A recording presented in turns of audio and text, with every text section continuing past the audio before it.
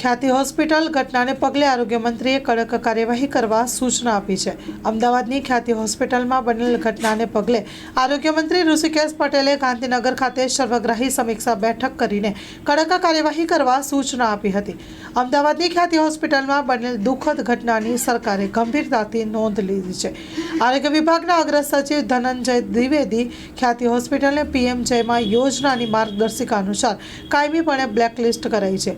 રાજ્યમાં પીએમજય યોજના અંતર્ગત કરાતી કાર્ડિયોલોજી અને કાર્ડિયોવાસ્ક્યુલર સર્જરીના વ્યવસ્થાપનના સુદૃઢીકરણ માટે એસઓપી ટૂંક સમયમાં જાહેર કરાશે। ખ્યાતિ હોસ્પિટલ સાથે જોડાયેલ ડોક્ટર રાજ્યની અન્ય હોસ્પિટલમાં પણ કામ કરી શકશે નહીં। હોસ્પિટલના માલિક અને એમ્પ્લોયમેન્ટ ડોક્ટર વિરુદ્ધ ભારતીય ન્યાય સંહિતા બીએનએસની કલમ 100, 105, 336, 61 સહિતની અન્ય કલમો અંતર્ગત સરકાર દ્વારા પોલીસ ફરિયાદ કરાશે। ગુલઝાર મુસ્તફા સાર્વજનિક ટ્રસ્ટ આયોજિત 13મી સમૂહ શાદી। આથી આપને જણાવતા ખુશી થાય છે કે દર વર્ષની જેમ આ વર્ષે પણ ઇન્શાઅલ્લાહ સમૂહ શાદીનું આયોજન કરેલ છે, જેના ફોર્મ ભરવાનું ચાલુ થઈ ગયેલ છે।